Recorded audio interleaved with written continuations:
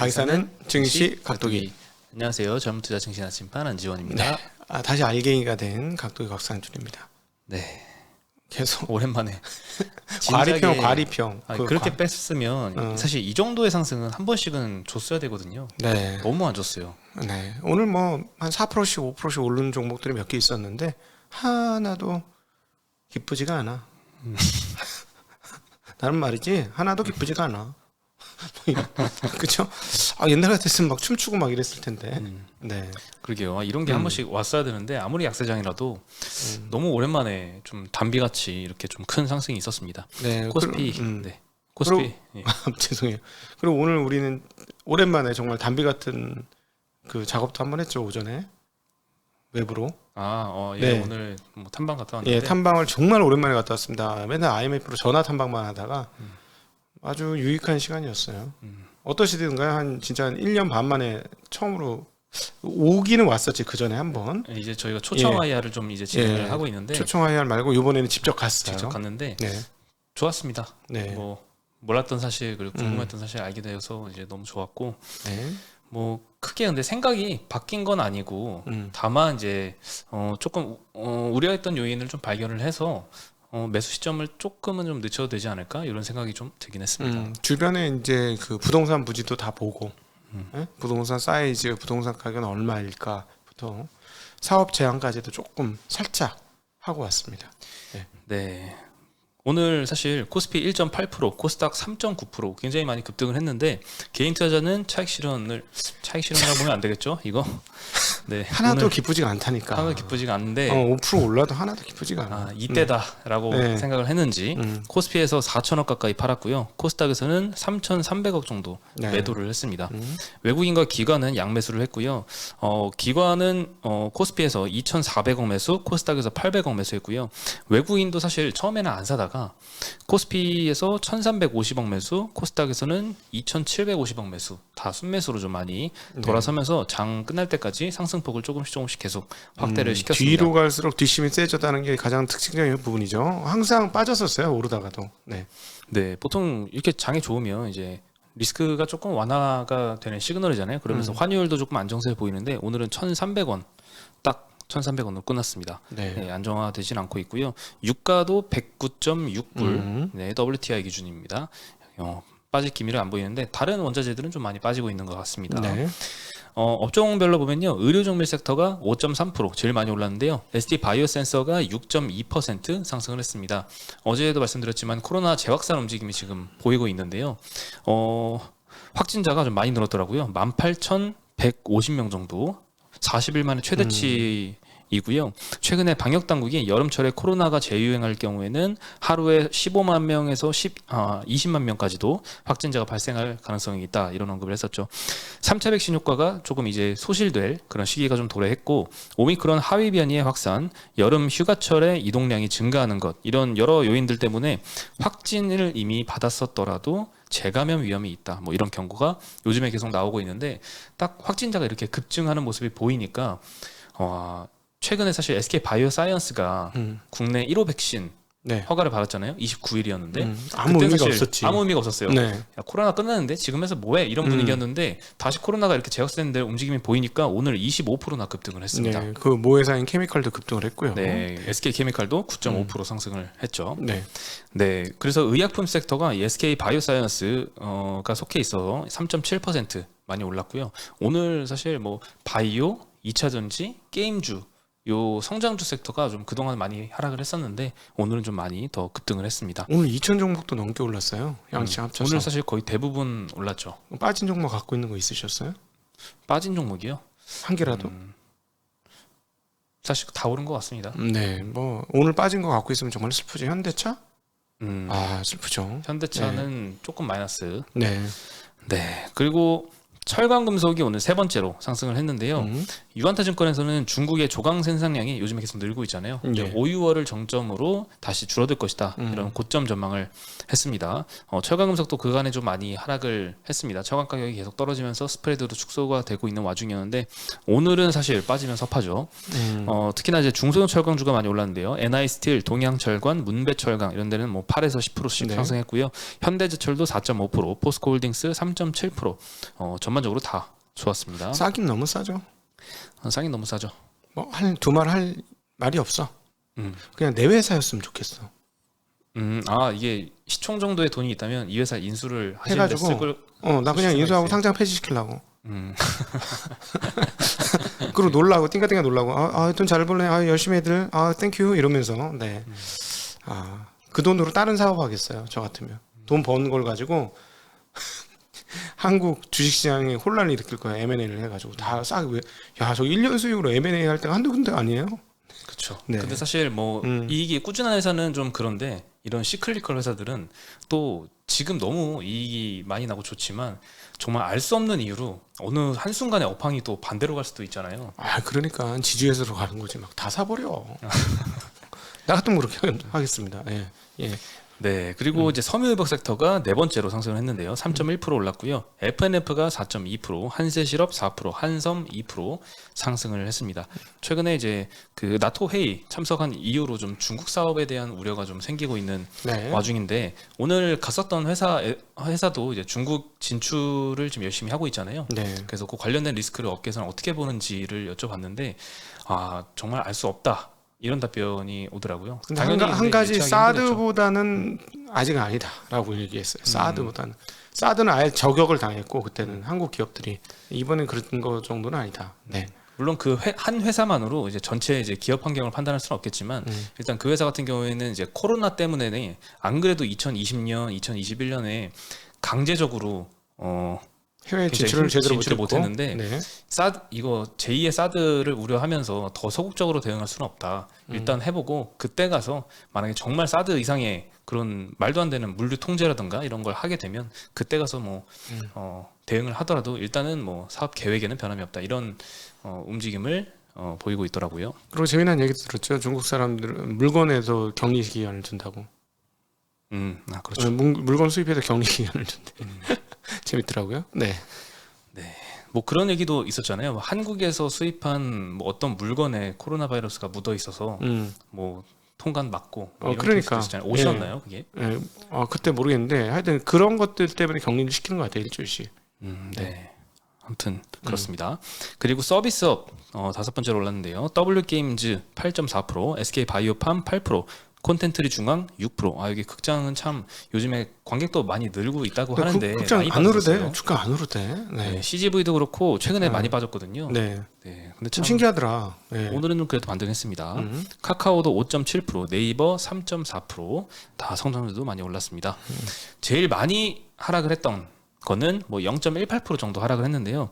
오리온, 롯데칠성, 오뚜기가 1, 2%대씩 하락해서 음식료 섹터가 오늘은 꼴찌를 했습니다. 그동안 좋았던 놈이죠. 그동안 어제도 좋았죠. 상대적으로 좋았던 놈들. 네. 네. 그리고 운수장비 섹터 여기는 현대차와 기아가 0.3%, 0.1%씩 하락을 했습니다. 그래도 장중에는 뭐 한 마이너스 1% 넘게 떨어졌었는데 그래도 잘 선방을 한 것 같고요. 현대모비스, 현대위아도 0.23%씩 하락을 해서 운수장비 섹터가 두 번째 하락률을 기록을 했습니다. 반도체도 오랜만에 좀 상승을 지금 열심히 하고 있잖아요. 이틀째 네. 올라가고 있는데 외국인이 자꾸 삼성전자는 파네요. 네. 하이닉스는 사고요. 삼성전자가 오늘 0.18%밖에 못 올랐어요. 네. 그래서 어제는 사실 그렇죠. 장이 이렇게 좋지 않았는데 삼성전자 하이닉스가 1% 넘게 막 올라가면서 삼성 하이닉스 없으면 어제 좀 심심했었잖아요. 오늘은 조금 심심했을 것 같습니다. 어제 삼성전자 지수 비교하면. 빠지는 걸 방어를 많이 했죠. 쟤네 둘이서. 네. 네, 그래서 삼성전자는 오늘 외국인이 1,000억 정도 순매도를 했고요. 하이닉스는 200억 정도 순매수를 해서 하이닉스는 오늘 3.8%나 상승을 했습니다. 이틀째 지금 크게 오르고 있고요. 일단 오늘 같은 경우에는 좋은 뉴스들이 조금 어려운 와중에도 이 희망을 주는 뉴스들이 좀 많이 나온 것 같은데요. 일단 하나씩 말씀드리면요. CNN에서 러시아가 휴전 선포를 할 가능성이 있다라고 보도를 했습니다. 돈바스를 이제 러시아 영토로 만들려는 목표가 좀 가까워지고 있어서 이런 가능성을 제기를 했는데요. 러시아군이 동부의 루안스크주의 최후의 보루로 꼽히던 리시찬스크를 점령을 하면서 루안스크주를 완전히 차지를 했다고 합니다. 그래서 인접 지역인 슬라반스크까지 공략을 하면서 돈바스 전체 지역의 약 75%를 차지하게 됐고요. 러시아가 처음에 전쟁을 일으킨 명분이 있었잖아요. 네. 돈바스 해방. 근데 요거를 이미 75% 차지했으니 거의 달성을 한 거죠. 그래서 휴전 선포 가능성이 있다 이런 언급을 했습니다. 근데 또 이제 지도상으로 보면 사실 우크라이나가 네. 많은 이 해안가 해변들을 갖고 있는 나라잖아요. 그렇죠. 근데 네. 그 동부 돈바스 지역 쭉 이제 러시아가 점령을 하면서 이제 해안가가 얼마 남지 않았어요. 그래서 사실 쉽게 우크라이나가 포기하기가 힘들죠. 그러니까 왜냐하면 지금 어디야 얘네 어디지? 그 하나 오데사. 잡아먹은데 어디지? 처음에 잡아먹은데 저기 갑자기 생각이 안 나네. 폭 튀어나온 자리 반도 하나 잡아먹었잖아요. 몇 년 전에. 몇 년 잡아먹었잖아요. 몇 년 전에요? 네네네네. 네네. 네. 갑자기 이름이 생각이 안 나네요. 네네네. 근데 거기까지 이제 회랑으로 이렇게 연결해야 하는 거 아니에요? 그걸 다 회랑으로 연결하면 이제 완전 내륙국가 돼요. 그렇죠. 예, 그러니까 그 사실 우크라이나 포기하기 상당히 힘들어요. 네. 근데 조금 다른 시각도 있는데요. 이제 러시아가 오데사 지역만 점령을 하면 이제 우크라이나가 해안선이 없어집니다. 그래서 오데사 점령 직전에 러시아가 휴전을 제안한다면 뭐 받아들일 가능성도 있다. 이런 분석도 좀 있거든요. 조금 시각이 이 시각도 있고 저런 시각도 있는 것 같습니다. 그렇죠. 오데사 하면 고기 지역 이렇게 세모난 지역을 다 먹는 거잖아요. 왜 그게 이름이 생각이 안 나니? 일단 그 우크라이나 대통령도 아직은 포기 안 한다. 다시 되찾을 것이다. 이런 스탠스라서 아직 CNN 보도를 완전히 믿기는 어렵지만 그래도 오늘 같은 날에는 조금 믿고 싶네요. 그러니까 전쟁은 하면 안 됐어. 네. 무조건 하면 안 됐었던 거예요. 근데 이제 하겠다고 담배 들었으니까 크림반도 그렇죠. 크림반도. 갑자기 생각났어요. 네, 아이스크림. 그게 생각이 왜 안 나죠? 아이스크림 할 때 그 크림인데 참나. 그러니까 그거까지 연결을 하고 싶을 거거든요. 러시아는. 완벽하게 자기 땅 하면서 부동왕의 꿈을 다 이루는 거니까 얼마나 좋아요. 그 러시아 입장에서는 그냥 객관적으로 상황을 보면. 근데 그렇게 되면 이제 완전히 우크라이나는 뭐 갖고 있는 제품 팔려고 해도 러시아 항구를 거치든가 뭐 이런 식으로 해야 되니까 너무 힘들죠. 네. 네, 그리고 이제 원자재 가격도 계속 하락하고 있는데요. JP모건에서 상품 전력가가 6월 넷째 주에 보니까 상품 선물 시장에서 150억 달러가 빠져나갔다. 4주 연속으로 순유출되고 있는 것이고 올해 원자재 시장에서 약 1250억 달러가 빠져나갔다 이런 언급을 했거든요.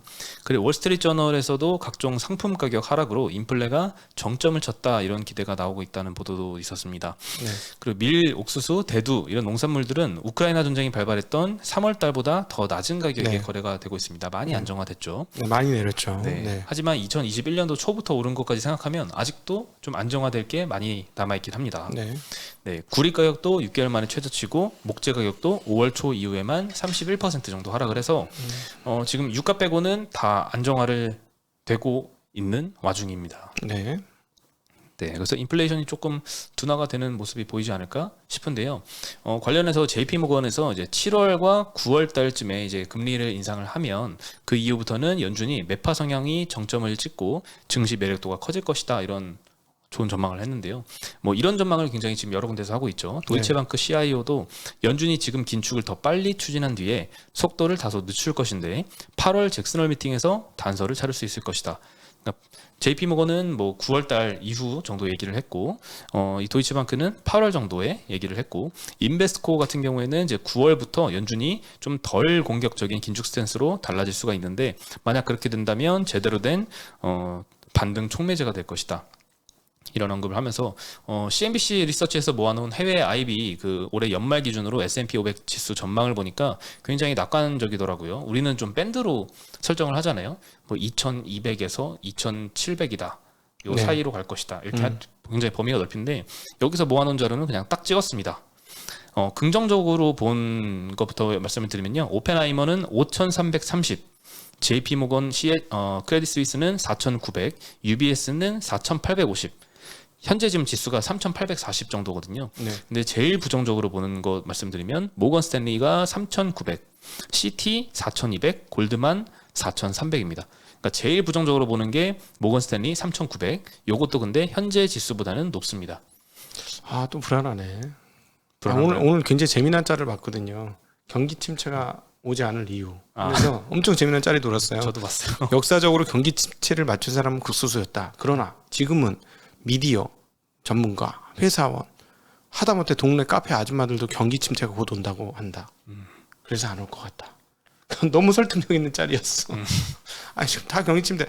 저는 여기서 묻고 싶은 게 연준이 일부러 경기 침체를 일으킬까 하는 거예요. 근데 이제 문제는 우리 이번 주말에 이제 빈센트와의 대담이 나가는데요.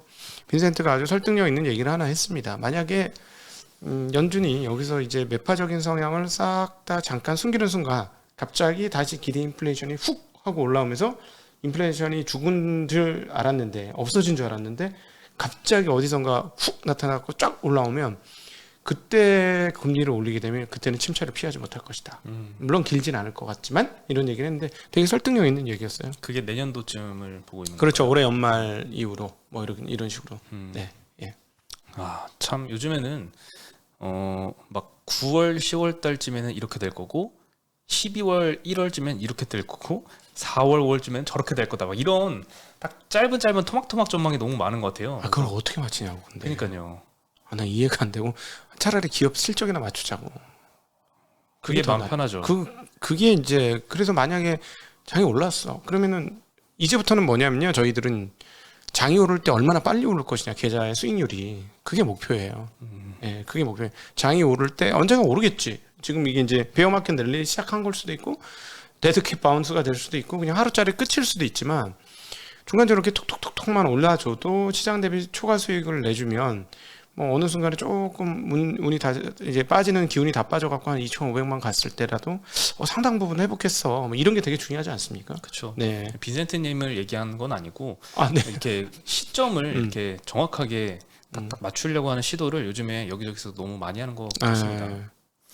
그게 이제 사실은 스타가 되는 방법이죠. 요즘에. 그렇죠. 근데 계좌가 늘진 않아요. 스타가 되어도. 네. 그냥 계좌가 이미 늘어 있는 사람이 어떻게 행동하는지를 좀 보고 좀 따라하려고 합니다. 네, 맞습니다. 이게 굉장히 중요한 이야기죠. 주변에 계좌가 많이 늘어나신 분들은 지금 좋아하고 있죠. 히히덕거리면서. 네. 히히덕거리진 않아. 사이트 좋아해. 그건 내 표현이고 내 느낌에는 히히덕거리는 것처럼 보였어. 네.